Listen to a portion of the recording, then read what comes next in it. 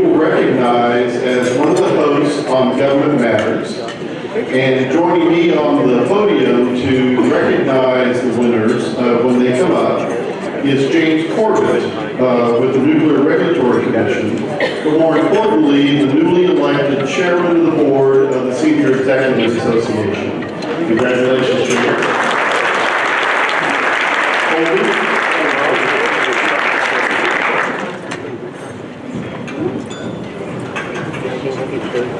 Good afternoon, everyone.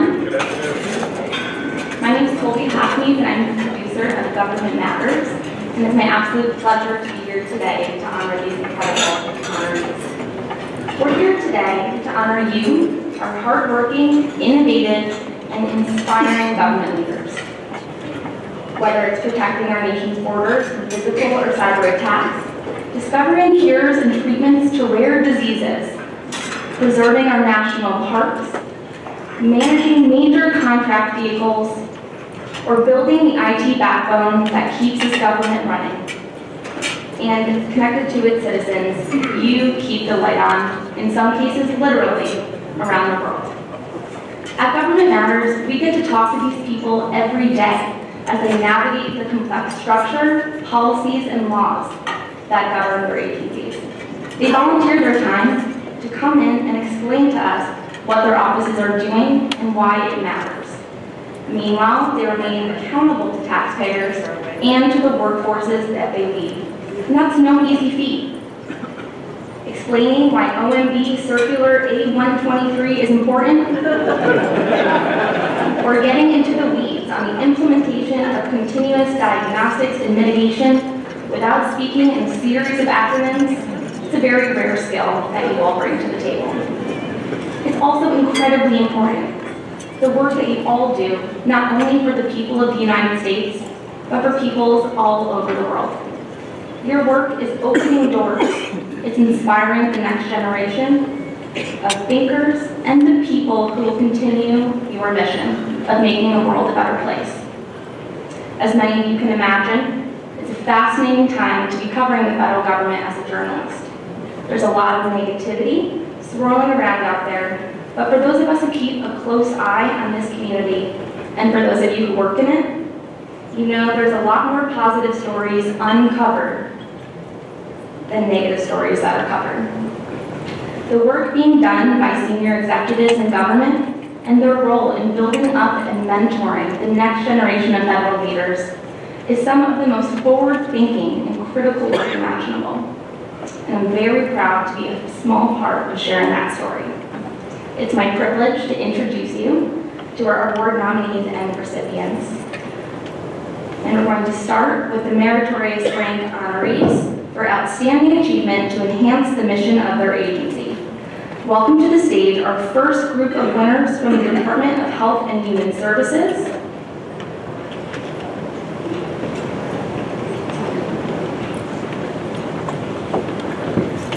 Deepak Bhargava completed major department-wide financial system modernization effort on schedule and on budget. This modernization effort, representing a $120 million investment, finished nearly 1 year ahead of the originally anticipated go-live date. Paulo Del Vecchio, one of the nation's leading voices on improving America's mental health, who demonstrated excellence in administration, strategic planning, financial management, communication, coalition building, and achieving results. Camille Hoover shepherded NIH's first VITARA solicitation and designed a multi-pronged initiative to transform the executive office culture. Karen Jackson led critical IT initiatives at CMS, including implementation of statutory MACRA and ACA requirements, and CMS HSPD-12 integrated project team to establish a cost allocation methodology for funding contractor background investigations. George Mills Jr. developed and implemented several new innovative systems to improve Medicare program integrity and service delivery. Jean Moody Williams implemented an agency-wide framework to incorporate beneficiaries, families, and caregivers in engaging in healthcare delivery changes. Jenny Parker led the expansive and rapid response to the Ebola epidemic, scaling up new activities with the $1.2 billion budget, standing up new country offices, expanding travel offices, implementing rapid hiring mechanisms, and initiating new funding mechanisms. Alexandra Rosenthal revamped NIH cyber and IT programs and forward collaborations with Azerbaijan, Belarus, Georgia, Moldova, and Romania to address the threat of multi-drug resistant tuberculosis. Megan Morstelt led Enterprise Contact Initiative, resulting in $50 million in contract cost savings, heading interagency collaboration in largest efforts to address Medicare appeals backlog.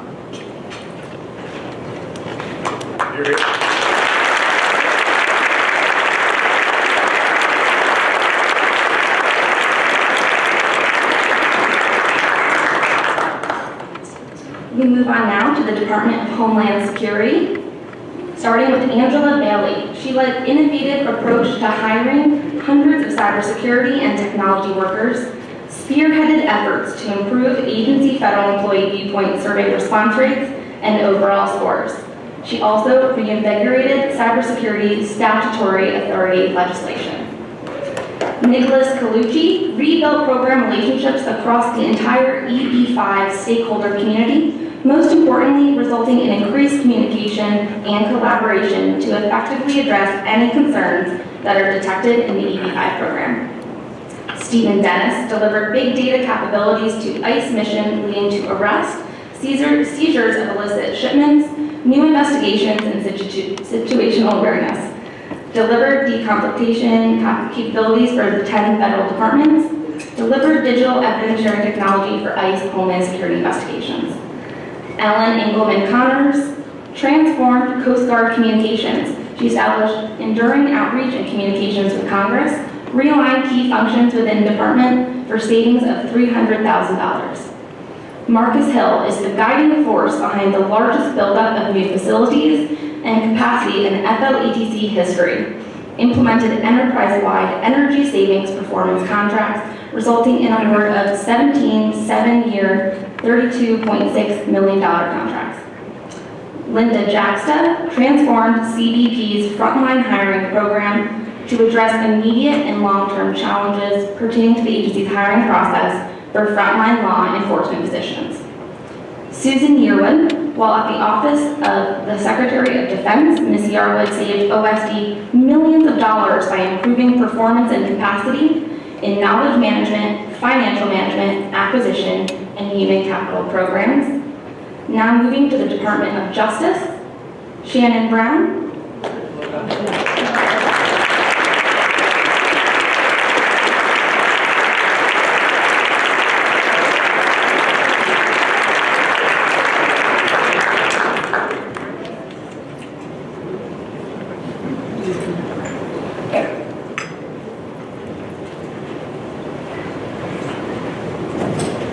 Our awardees from the Department of Justice.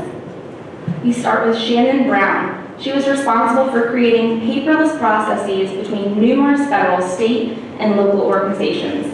Her technology solution sets completely modernized how organizations manage difficult workloads and cut processing time by over 60% in functions covering prisoner movement, medical care, quality assurance reviews, contracts, and interagency agreements. Karen Wardzinski led the effort to draft the National Security Combating Wildlife Trafficking and associated implementation plan.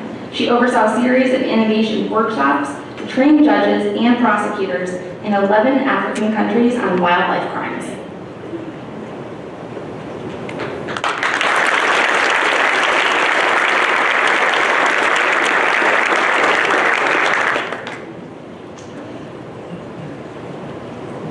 The Department of the Air Force, Todd Ford developed an AFPC plan for centralization of 154 transactional programs and supported over 500,000 calls with a 93% customer satisfaction rate.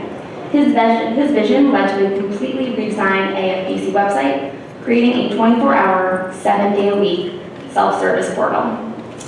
From the Department of the Army, Pamela Blettinger advanced the state of Army modeling and simulation analysis.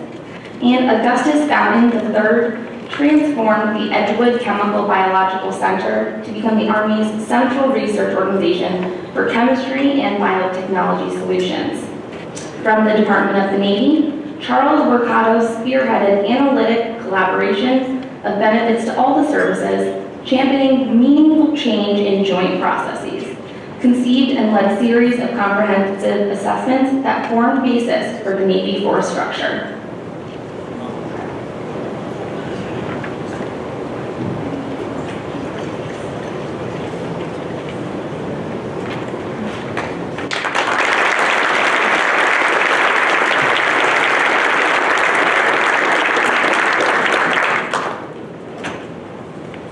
Office of Management and Budget.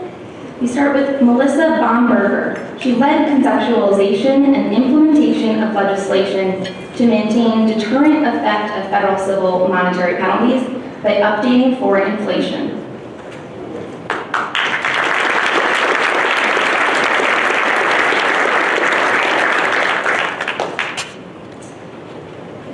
And from the Department of Housing and Urban Development, Tawanda Brooks. She led HUD's success in achieving record 1,000 plus hires within 8 months, moved 100% of HUD's HR transactional or transitional work to a shared services provider with no disruption to day-to-day operations. And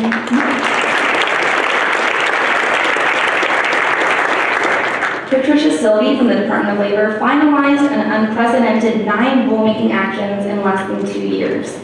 She established standards responsible for decreasing mining fatalities and injuries.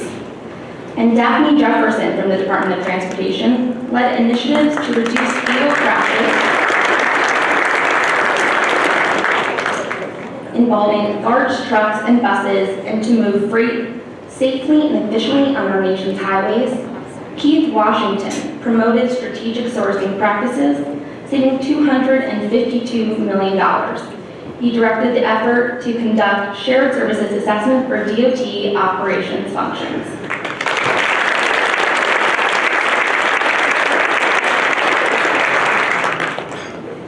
From the Department of Veterans Affairs, Martina Perauda. She transferred care from clinic to main campuses to improve care and saved $1 million.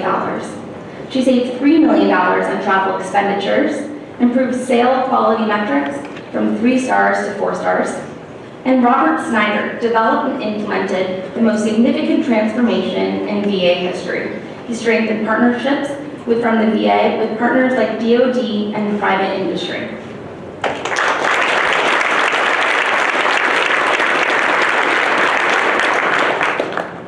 From the General Services Administration, Robert Erickson Jr.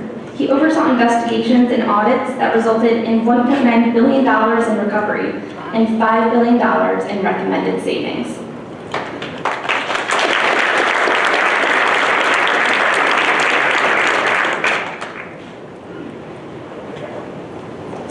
From the Social Security Administration, Stephen Evangelista created the first federal data exchange community of practice, which brings together more than 35 federal agencies to address data sharing issues that are common across the federal landscape. And Teresa Gruber reversed a costly and controversial IT project that will ultimately replace 54 fragmented legacy systems with one common system across state services.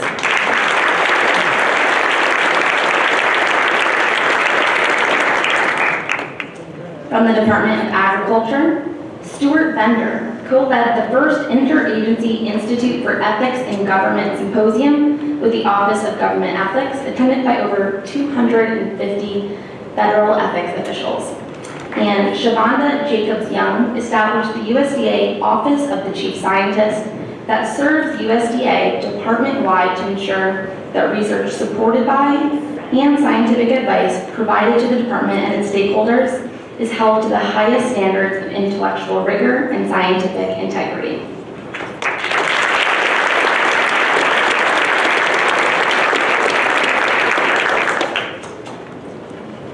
From the Environmental Protection Agency, Andrew Sawyers advance water and wastewater infrastructure financing support and assistance across the nation.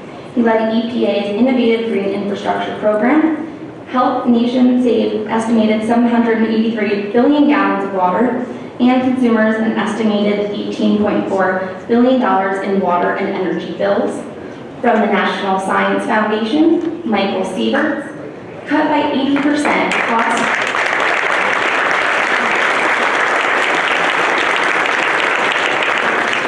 Michael Sieverts cut by 80% costs associated with the budget items not accommodated in the formal budget process.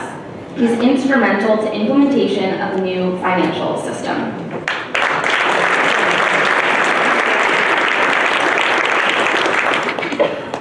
From the Nuclear Regulatory Commission, Scott Moore. He led the finalization of continued storage rule, an important regulation for safe storage of spent nuclear fuel. He led the merger of FSME and MNSS, resulting in an organization almost double in size while achieving resource savings.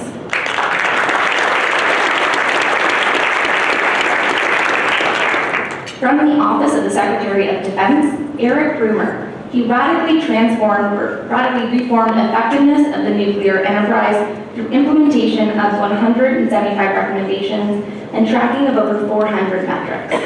He evaluated every proposed missile defense sensor and weapon over the last 5 years.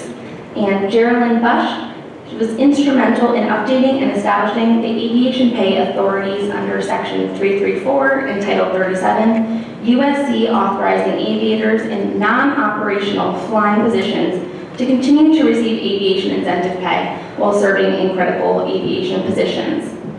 Laura DeSimone led and implemented acquisition strategy for multiple major weapons programs, including THAAD, for which she helped secure cost savings of over $80 million. Implemented consolidation of 1.1 billion MDA support service contracts, saving over $150 million. And Lawrence Hebert. Efforts resulted in more than 70,000 positions being opened to women. Key player in complex repeal of Don't Ask, Don't Tell policy. Frederick Moorfield Jr. He led the development of the Advanced Wireless Services 3 spectrum, which culminated in the largest spectrum auction in world history, garnering in excess of $45 billion. He established groundbreaking National Spectrum Consortium and led the establishment of the National Advanced Spectrum and Communications Network. Lastly, Nancy Sproul led the implementation of 20% of headquarter reductions, championed major changes in the certification and training requirements for more than 7,000 business cost estimating professionals under her stewardship.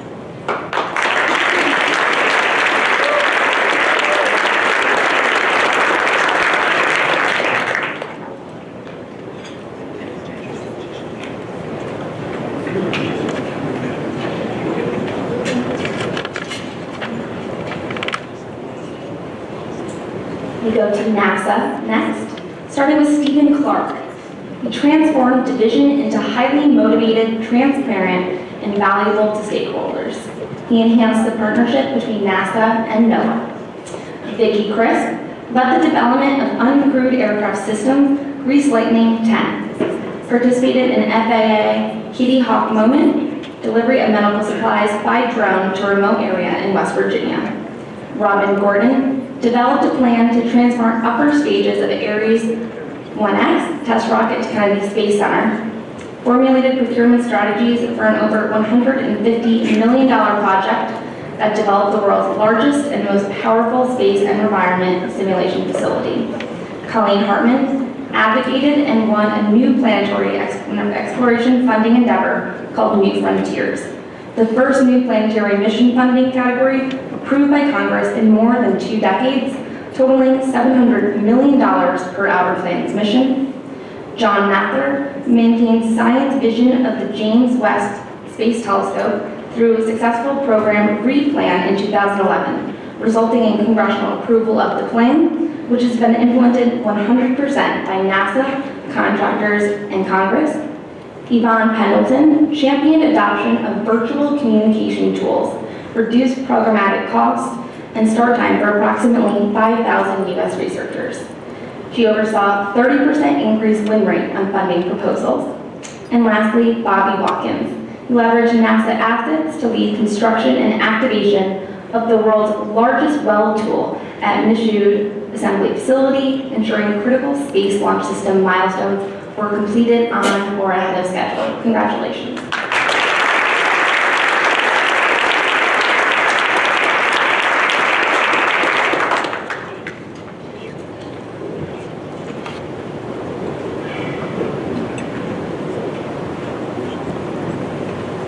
From the Department of Energy, Lori Bodie oversaw the development of the environmental impact statement for the I-5 corridor 500 kV transmission line and negotiated the Columbia Basin Fish Accords.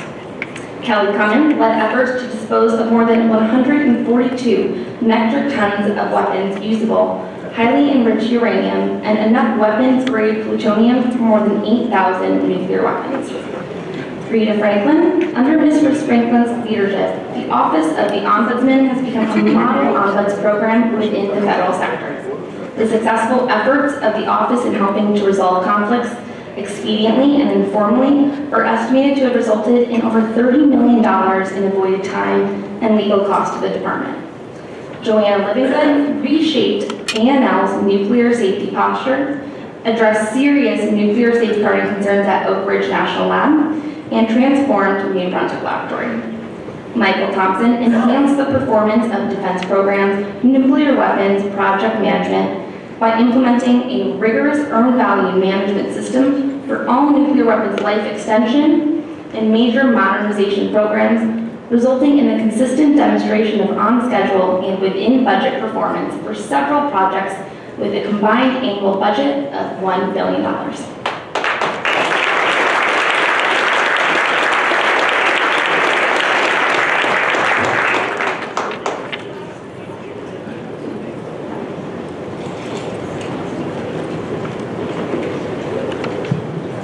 From the State Department, Catherine Brown. She modernized the Bureau of Intelligence and Research by building cyber capability, streamlined the department's procedures for reviewing proposed counterintelligence operations.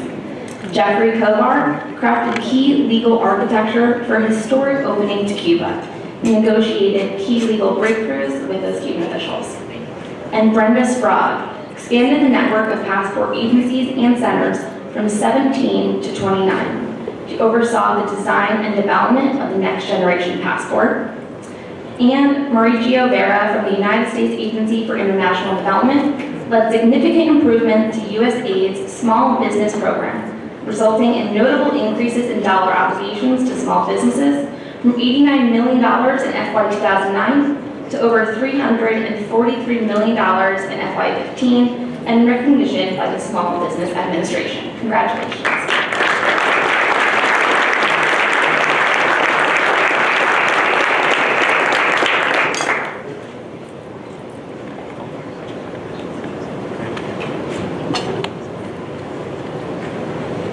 From the Department of Commerce, Matthew Borman developed and led implementation of commerce sanctions in response to Russian aggression. He led Commerce's implementation of the Obama policy of engagement with Cuba.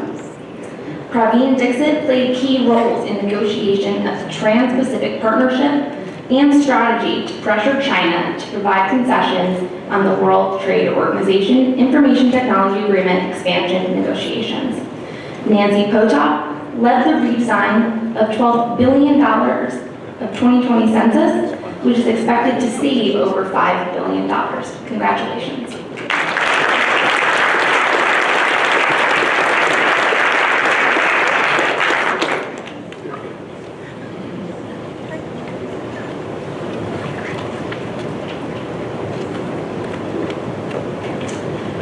From the Treasury Department, Karen Freeman. She increased the number of server systems administrators could manage by 342%, employing data and metrics to secure $8 million in annual savings while increasing service to those customers. Eric Froman shaped the implementation of Financial Stability Oversight Council authorities and enhanced that council's ability to promote U.S. financial stability. Sharon James improved cybersecurity leadership, skills, and workforce engagement while facing dramatically increased threat levels, She dramatically improved cyber fiscal discipline. Terry Lemons established nationwide communications strategies and channels to ensure taxpayers understand their rights and obligations, and initiated and directed communications plan for a security summit. Lastly, Leonard Olihar implemented the model Lean Six Sigma and currency quality assurance programs, developed the strategy for currency redesign, and achieved manufacturing and cost savings of over $30 million in fiscal year 2016. Congratulations.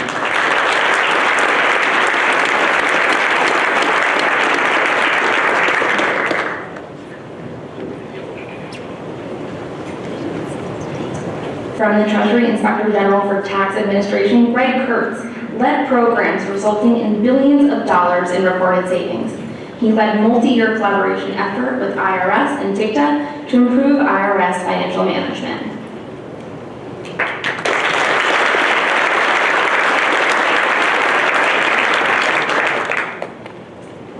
Another round of applause for all of our winners today.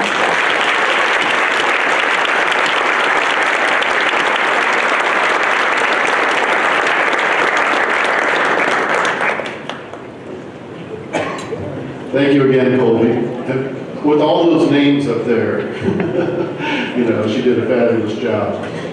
You may have noticed that there were a lot of people who were not here today who were not able to be recognized. I think that's a testament to the fact that people have very busy jobs, or a lot of these folks are at remote locations, where they can't be with us today.